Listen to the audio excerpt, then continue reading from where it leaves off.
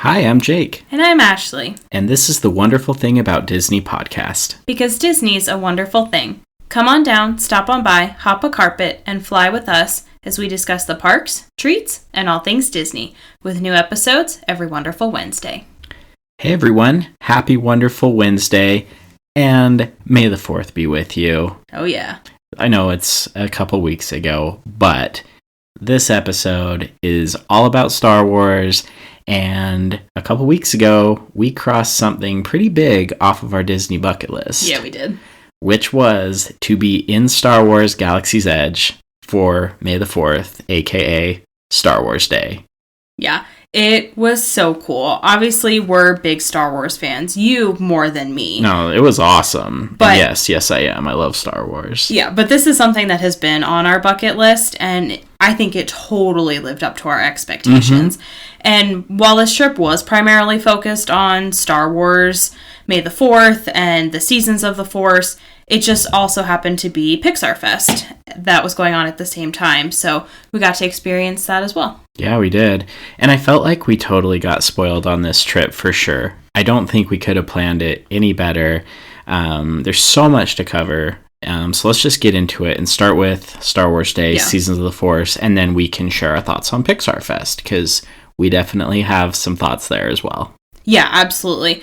So this trip kind of came together on a whim last minute. Yeah, but like our trips often do. I mean, that's kind of who we are and what we do. We just kind of decide, hey, let's go to Disney. Yeah. And we do. Yeah, our Disneyland trips are quite often on a whim. But we caught a late flight to LA the night before, and we knew the park would be super, super busy on Saturday, so we elected not to rope drop anything, and we did something that I think we've never actually done before. We started out our morning in downtown Disney. We did, which was actually really fun, and I think that was definitely the right call, because we were able to go through World of Disney and see all of the new merch that had just dropped for May the 4th. It was, yeah, absolutely. It was so cool.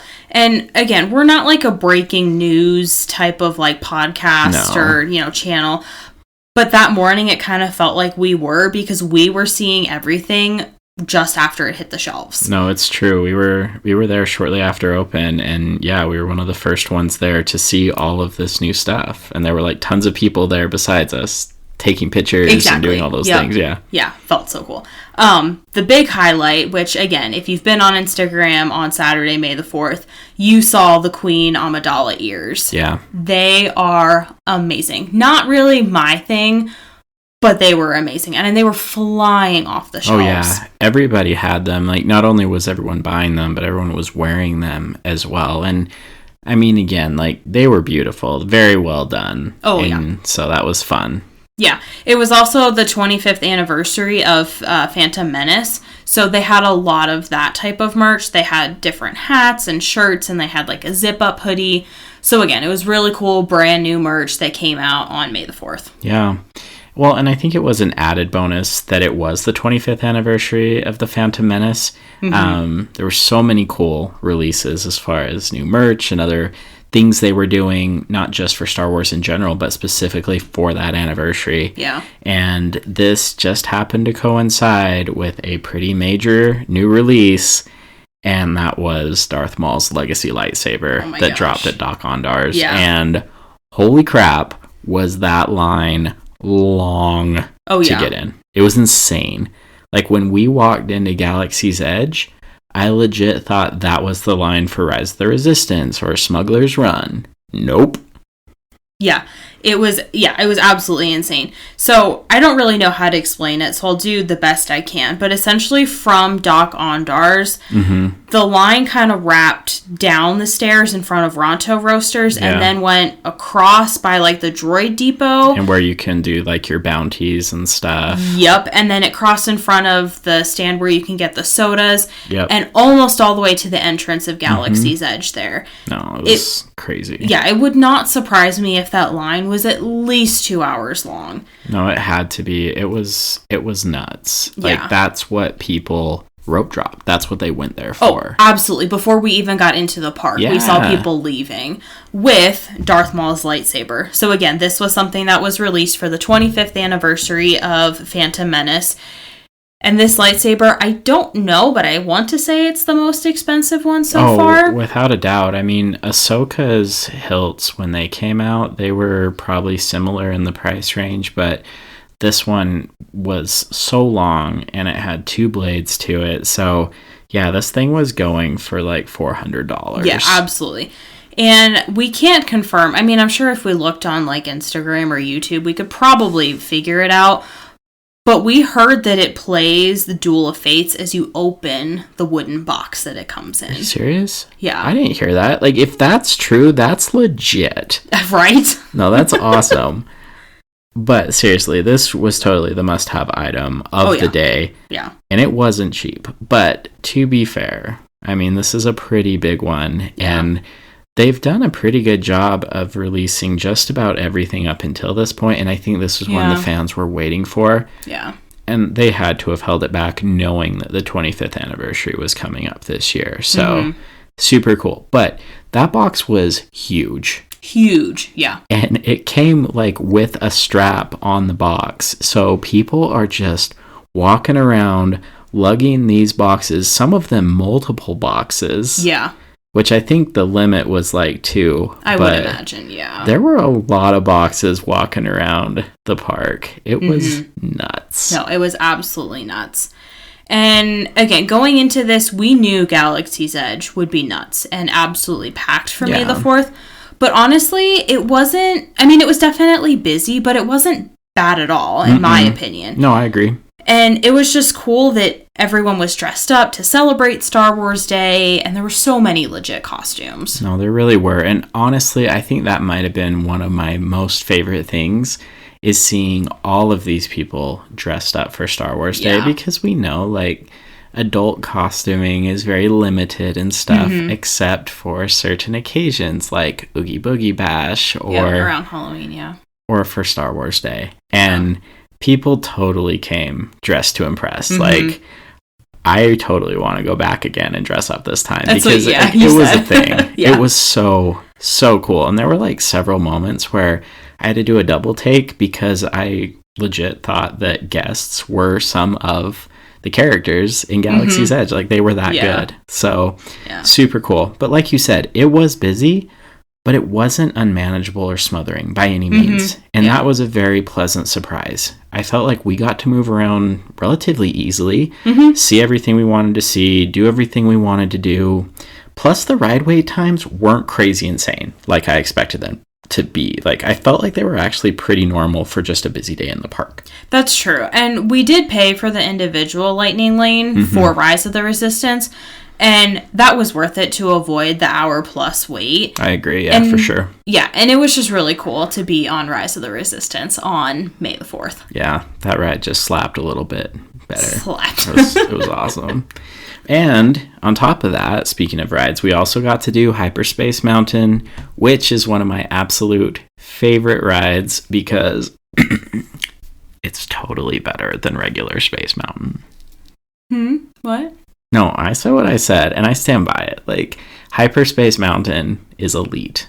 Better than regular Space Mountain. You have said that before, that you enjoy Hyperspace. Yeah, and it only comes up every so often, so to be able to ride that as well on May the 4th, that was really cool.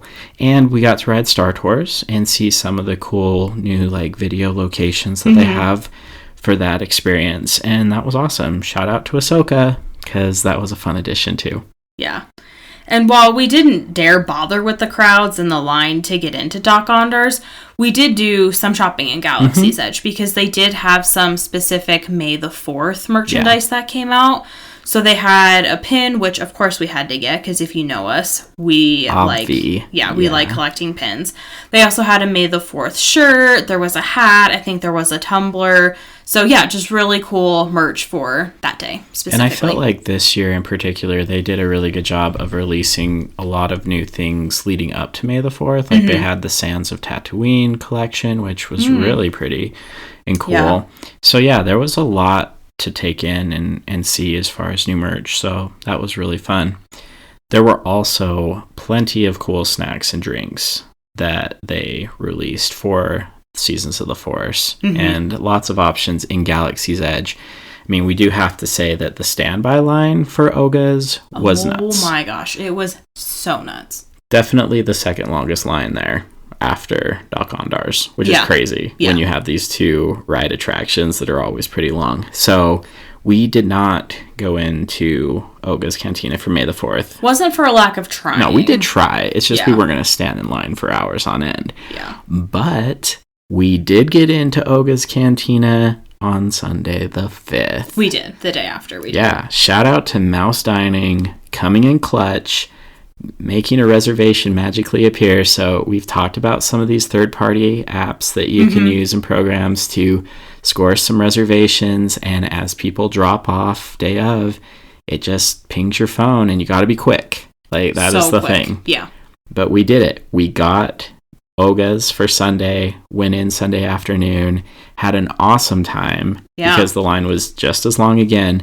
But we even crossed off an additional thing from our bucket list. We got to record an after hours episode in Oga's Cantina. We did. It was really cool. No, it turned out great. And there was also a special surprise that happened while we were there, which was super cool. So if you want to check that out, we posted that over on our Patreon. We did, yeah. So go give it a listen. Super fun. We talk about some of the drinks and the food options that we had there. Also, something brand new that we've never tried before, which was delicious. And then, of course, that special surprise at the end. So don't want to give that away, but totally worth a listen. So that was really cool. And then the other thing that was really popular were the popcorn buckets. They had a Jabba the Hutt one, but the biggest one was the Stormtrooper popcorn bucket. That was such high demand. Oh, yeah. Like, when we got into the park, again, a little after opening, because we kind of let the initial rush go through, everybody already had one. And they were just, like, strolling around with these Stormtrooper helmets, like, slung over their shoulder all day long.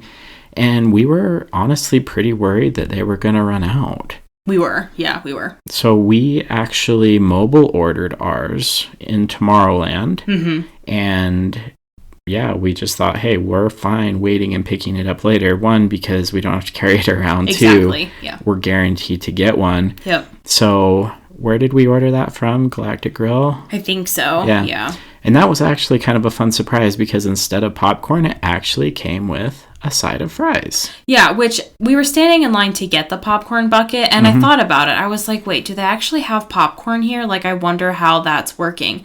And then we got a bag, and we were like, what's in the bag? That's weird. It was a fries surprise. See what you did there. Yeah. It was good. It was awesome. It was really cool.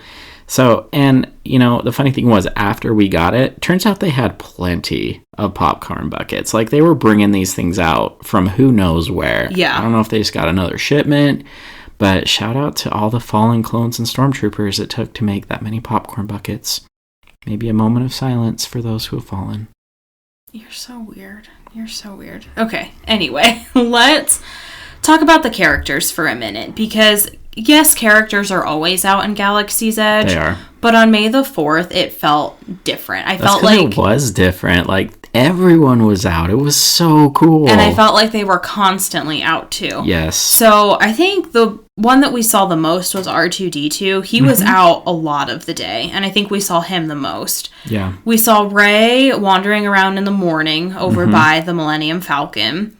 We saw Boba Fett. He was walking around over there by the market shops. Yep. We did see Chewie, and again, he was over by the Millennium Falcon, and Chewie's close to my heart. I know, I love he's him. Your favorite, for sure. He is.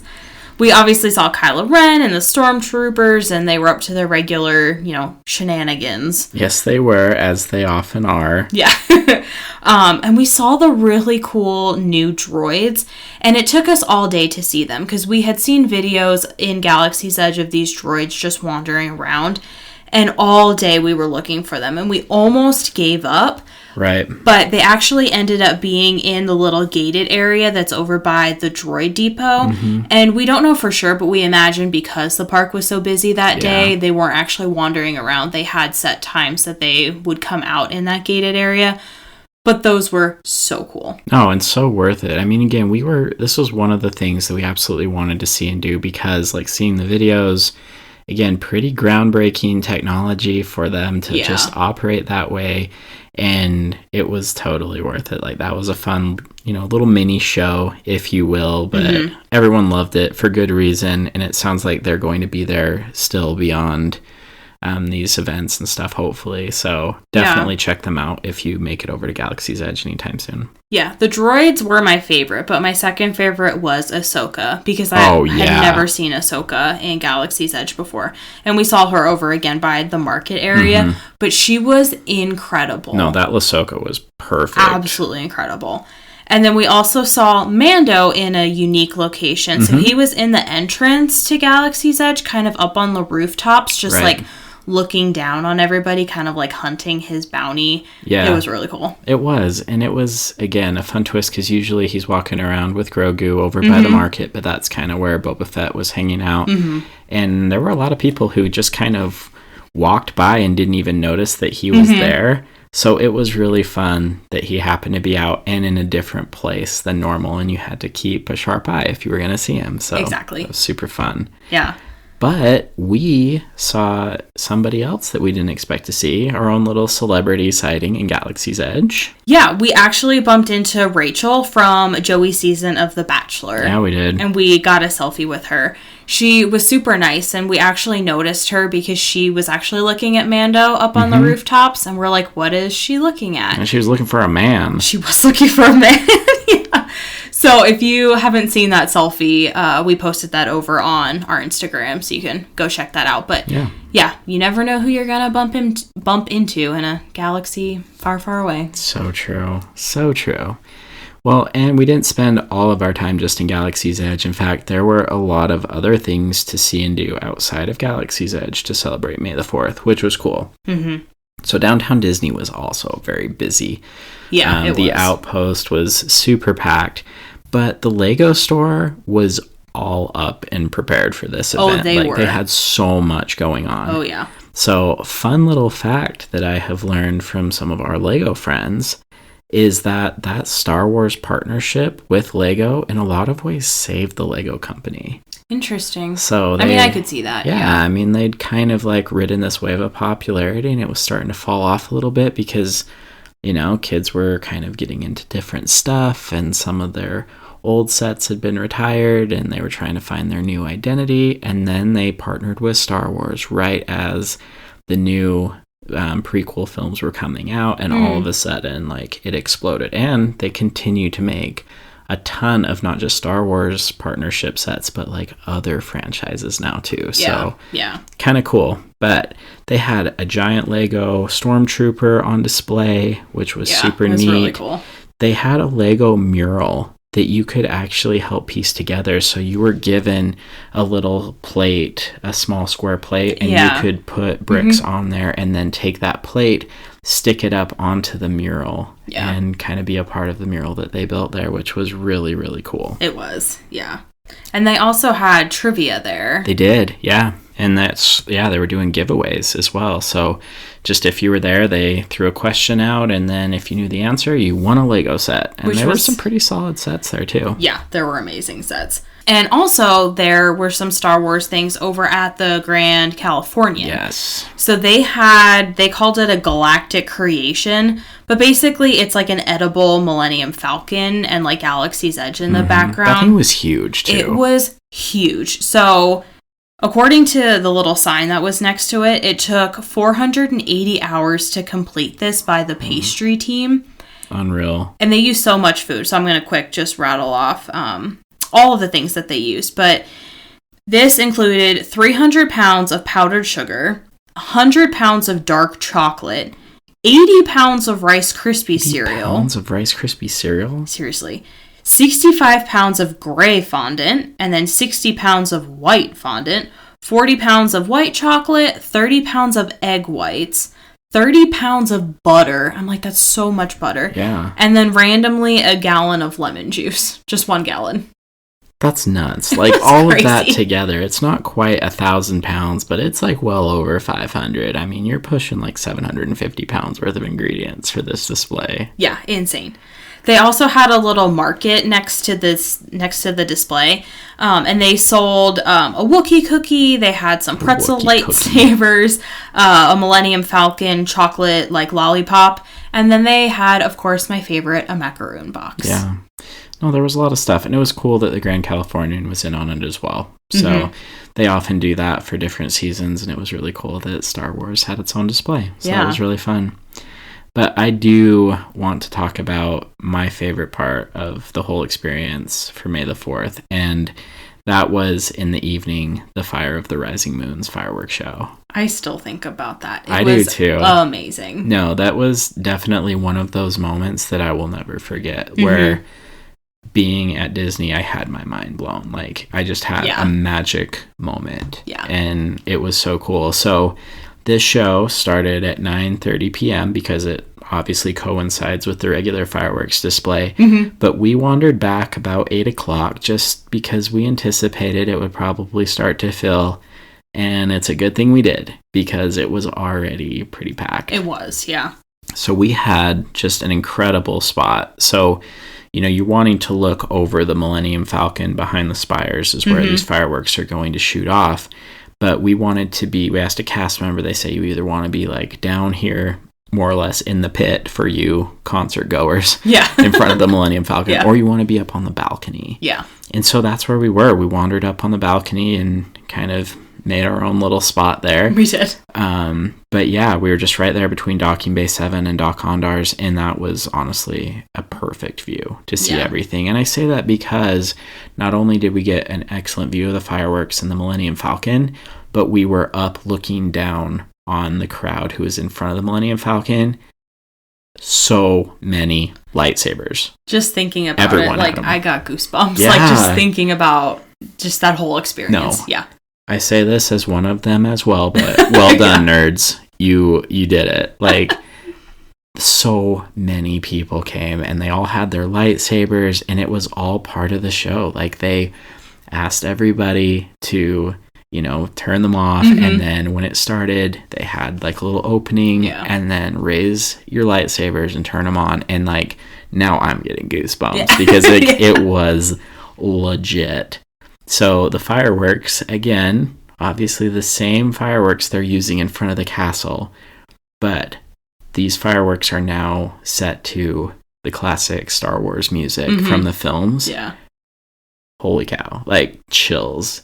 Because they just had everything choreographed and planned just right. And when the red fireworks came on, you were hearing the Imperial March, Darth Vader's song, and everyone went nuts. They did. Like, everyone's cheering, people are crying, then Duel of the Fates comes on. I mean, these are two of the most iconic songs in the Star Wars universe. And it was bananas. Like, it was just so stinking cool. Yeah, it absolutely was. It was so great. I'm so glad we did it. That was worth the hour and a half standing there waiting. I was not disappointed. Yeah. But I mean, regardless, I feel like the whole experience as a Star Wars fan was epic and kind of like a dream come true. Oh, yeah. And again, like, I really wanted to do this. This blew my expectations. So, yeah. Before we move on, final verdict. Would you do it again? Was it worth it? I would 100% do it again, but I think next year, instead of going on May the 4th, I would want to go for one of the Star Wars nights. Yeah, so, and that is interesting because I think in years past they have done Star Wars night on May the 4th. And maybe this year, because it was a Saturday and they didn't want to like shut down the park on a Saturday, perhaps, or maybe it was just too much. I don't know, but they didn't do a Star Wars night on May the 4th. Well, I think typically Disneyland does their events like Tuesday, Thursday, Sunday, because I think that's when Oogie Boogie Bashes are. Yep. So if that is the case, then it's because, May the 4th was a Saturday. Yeah, but no, that would be really epic to be there on Star Wars night as well. And if it just happened to line up with May the 4th, so be it. But no, if you like Star Wars, not even if you love it, if you like Star Wars, this is the day to go. Like, it was busy, but I think, again, it was a Saturday. and it was Star Wars Day. It was worth it. Even had it been absolutely packed, it was worth it to see and experience everything that we did that day. Mm-hmm. I would totally do it again. Like, that was so cool. Fantastic. Yeah. 10 out of 10 would recommend. Yes. Yeah. But yeah, so that was kind of what we did Saturday on May the 4th. But again, as we mentioned, we stayed through Sunday because we wanted to check out Pixar Fest. Yeah. Which started, I think, April 26th, and it's running through the beginning of August. Which is a long run. It is. And honestly, this was a little odd to me. Only because, like, why did it start before Seasons of the Force ended? I feel like you could have started Seasons of the Force in April and had it end, second week of May or something, and then just immediately go into Pixar Fest. Why not wait until after? And don't get me wrong, like, I am thrilled that the Pixar characters are having this event because, like, it's an underappreciated part of Disney, I think. Mm-hmm. But again, why overlap it? Why not just wait until after Seasons of the Force end? Yeah, well, and to your point, I absolutely agree. But to your point, the food booths when we were there, they weren't open yet. They didn't open till, I think, May 10th. So we didn't get to review or taste any of the food or drinks. But from what I've seen online so far, it looks good. And it's had some great reviews from I'm sure it did. Booths. But that's why I'm upset. I wanted to try some of the food and snack options, and we couldn't, and that was lame. Like, why start the festival if you don't have the whole festival open? 100%, absolutely agree. But we wanted to make sure that we saw the parade, which this is a bit of a mouthful, but it's Better Together, a Pixar Pals celebration. Mm-hmm. And honestly, it's not my favorite parade, and I'll explain why. I did like the music. It gets stuck in your head. It was amazing. It was great. And there were a lot of people I felt like that really loved the song, and it kind of touched them because there were a lot of people that already knew every word. Yes. They're dancing with it, and I think that's a pretty good sign that, like, hey, we've got a hit here. It resonated with people. Yeah, absolutely. It was the floats and the performers that really, I think, needed some, like, improvement. Okay. So you started off the parade with the big Pixar lamp. Yep. It kind of kicks it off. And then you have the Turning Red float, which Turning Red is not my favorite movie, but the float was cool. It had all of the characters. I thought the characters were very, very well done. And it was a huge float. It was very impressive. It was a huge float. And then you had Up. So you had Russell riding Kevin, which I think was my favorite part. No, that was cute. The best part. And we had not seen that yet, so that was a very fun surprise to see Russell actually riding Kevin. And, I mean, I've never seen Kevin outside of Animal Kingdom in Florida, so it was cool that he was there. No, absolutely. The float was adorable, too. Yeah, I'm glad Kevin made it over to Disneyland. But the next float that you had was Soul, and it was a huge float. And I feel like they just kind of ran out of ideas and didn't know what to do with the space. Interesting. It just seemed like it needed something else. I think that's fair. I think I couldn't put my finger on it in the moment, but I think you did sum it up. It just felt like it was a huge float, but it needed a little bit more. Like, there just wasn't quite enough to fill that space or quite enough to really, make it own its moment. Yeah, exactly. And then you had, from Inside Out, you had Joy and Sadness, who were riding the rocket wagon. That was super cute. No, that one was amazing. And it just, I don't know, made you think of Bing Bong. And I don't know, I felt some emotions there, no pun intended. But, that float was cute. Again, that one, though, was kind of small. It was. No, it absolutely was. In comparison. And again, you only had Joy and you had Sadness, which you have seen those characters and you can meet those characters. So I feel like for Pixar Fest, maybe you could have had anger or fear, just something else. If you would have put them on a bigger float and had those other emotions there with all the different balls and stuff, it could have been better. And I think the most disappointing one was Luca. And I'm glad that Luca's finally getting the recognition because I think some people don't like that movie and, it's not really widely recognized in the parks. And I get what they were trying to do where you can see Luca and Alberto in the ocean and then you can also see their fins on top of the water. So they were up to essentially their waist in the water. So from the waist up, they're in their human form. From the waist down, they're in their sea monster form. Correct. Yeah, you did a better job of explaining it. But I felt like I really couldn't see the characters, though. So where we were sitting, we were on the curb over by the Hyperion. And so from our vantage point being so low to the ground, I feel like I could not see the characters. I couldn't see Luca or Alberto.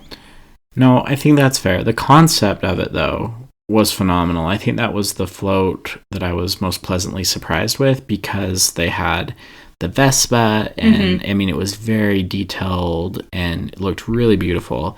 And I got like the idea behind it was cool because, again, like you see the characters moving from the waist up, but like below that there's a screen essentially like mimicking their movements where it looks like the sea monsters. And it was, maybe it was just our vantage point, but I felt like so many people are sitting down, so it just made it a little tough to like fully enjoy the experience. Yeah, you also had the Incredibles. They were kind of cruising around, which scooters. Yeah, which we've seen before. But it was still cool to have them in there. But the most weird, I guess, float was Woody in the dump truck. Okay. I didn't understand it. Like, it's just Woody in a dump truck. And I was like, what does this have to do with... it didn't really match. I mean, obviously it's Pixar, but... I don't know. I was like, what's going on here? Okay, so I liked the dump truck. I thought it was cute. But I felt like Woody and Buzz and Jessie and Rex and all the Toy Story characters deserved a float. Yes. You could have had the dump truck following along behind with Trixie or, you know, a smaller, lesser-known character, you know? Yeah. But still kept all the main Toy Story characters on like a major float, because like there's 4 movies, they're about to make a 5th, you've got plenty of content to work with to decorate it, and it just, I don't know, it just felt kind of underwhelming. And like Toy Story is the OG, like that's what started everything. And it didn't even have the Green Army Men. No, and you have them at Hollywood Studios, so I'm like, you obviously know... You have them at California Adventure as well. They're always marching around Pixar Pier. Well, that's right. Yeah, so, yeah, it just... Where were they? Exactly. They were AWOL. Oh my gosh, okay. Well, anyway, but to your point, so the last float honestly felt like they threw together whatever Pixar character costumes they had. Okay. So, obviously we could only see one side of the float, but I looked at pictures just to make sure, and I think I'm accurate, but you didn't have any Elemental represented, which is your newest Pixar movie, so I just thought that was weird. Right. You didn't have Onward. Nope. And again, people didn't really love Onward, and it came out during COVID, but... Still a great movie, though, and the characters were fun. Yeah. You didn't have any cars, which... Oh, man. You do have cars, like you have a whole land dedicated to it. But why not just drive McQueen and Mater down the road? Yeah. But not a single car character represented in that parade. You had absolutely no Nemo, which, again... I forgot about that. I know you have the submarines over in Disneyland, but again, it's a Pixar parade, was not represented. You had no Brave, you had no Ratatouille, you had no Bug's Life, and they did have Coco and Dante on the front of that last float, and I get it. Over in Disneyland, you have the Magic Happens, and he has a whole float to himself. So then why have him on this parade at all, then? Yeah, it just... Oh, man. Yeah, so... I don't know why you had to do this. Now I'm like, alright, that parade was lame.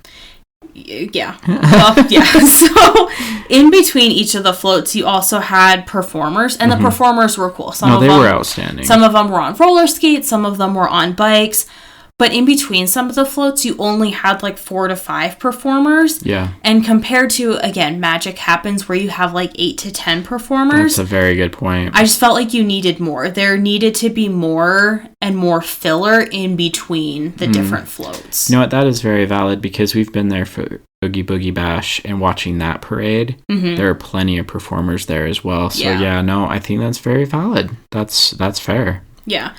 So again, this parade, I mean, it did focus on the newer Pixar movies, which again, I appreciate, and I'm happy that they're getting the recognition that they deserve.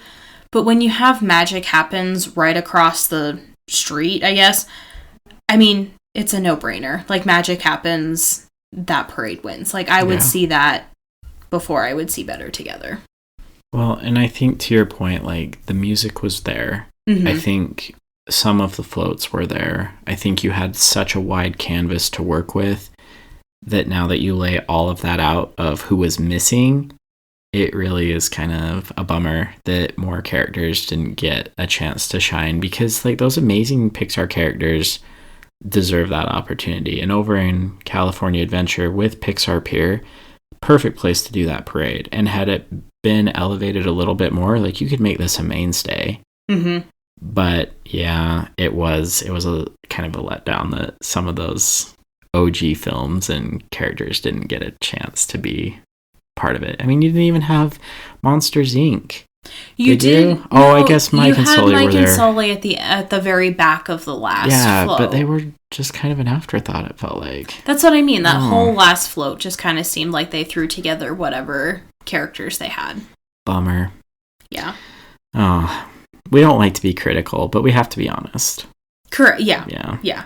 But there were also supposedly 50 hidden like Pizza Planet trucks that's part of Pixar Fest that were in DCA as well as Disneyland.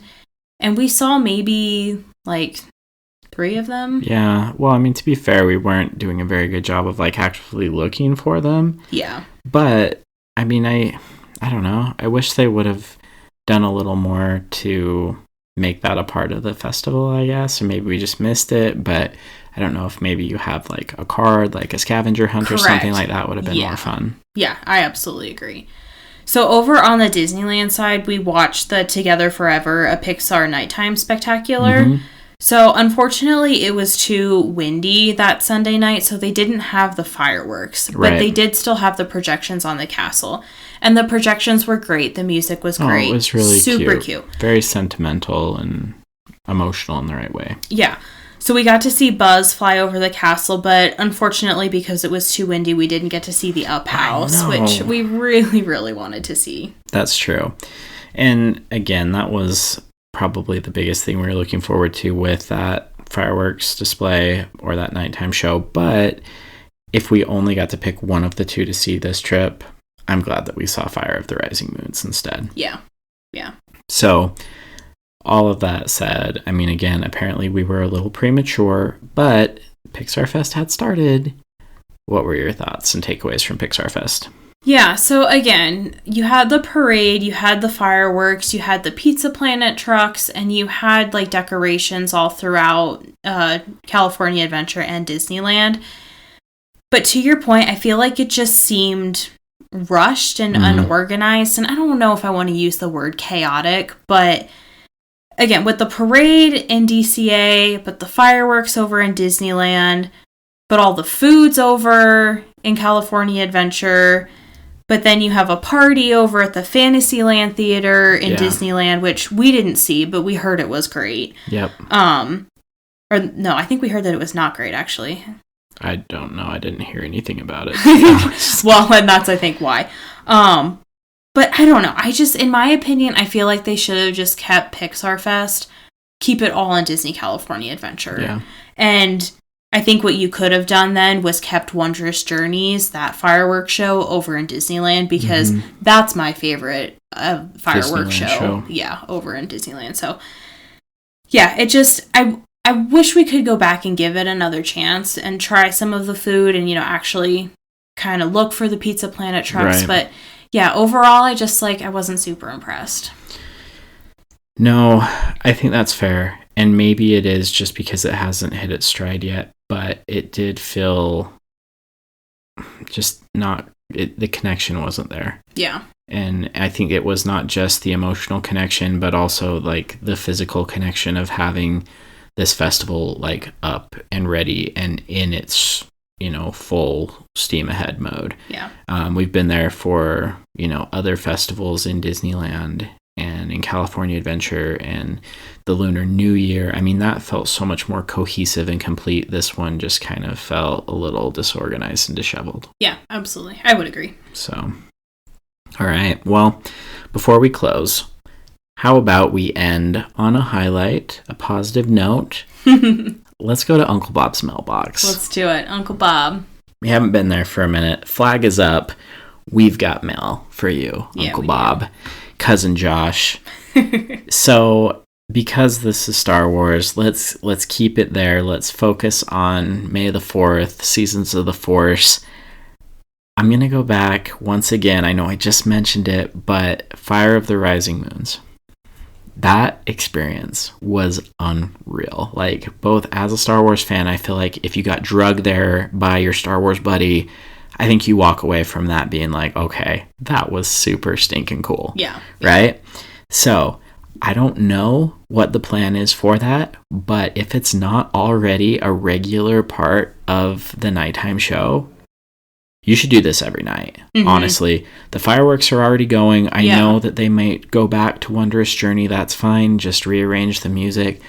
Do that show over Black Spire Outpost and the Millennium Falcon every night. Yeah. That was so cool. And maybe you're not going to have the same volume of people who were there for May the 4th, but every night you would have adults and kids there with their lightsabers. Yeah. It would be awesome. And I know I kind of teased this before and mentioned it, but bring out the characters when you're doing those specific moments through the Star Wars universe. Like, I get that there's a specific timeline that Batuu and Galaxy's Edge sits in the grand scheme of the Star Wars timeline. But in those moments where you're playing those original songs, you could totally just have Darth Vader come strolling out of the Millennium Falcon and people would lose their minds. Yeah, they would. Right? And if you're playing some music from The Mandalorian, maybe have Mando walk across one of the walkways or something, but just have the characters be a part of that show. Like, that experience would be next level. Yeah, absolutely. But yeah, to your point, yeah, make sure that this, like, keep this and make it maybe not like an every night thing, but for sure, like, weekends when, the park's a little more busy, like, you need to keep it. Yeah, no, I think if you're doing fireworks, you do it. And you could totally just have choreographed lightsaber dueling fights or whatever, too. Like, awesome. It would be so cool. And, like, there's just so much back there. And I know they've kind of set it up and it's kind of like, okay, it is what it is. That is something that you could immediately put in play and just be a whole new experience that would draw people back all over again. So, yeah. Uncle Bob, Cousin Josh, George Lucas. Yeah. Let's make this happen. Let's do it. Do it for the nerds. The nerds. Let's make Fire of the Rising Moons a permanent stay, and let's get the characters involved too. Yeah, that would be awesome.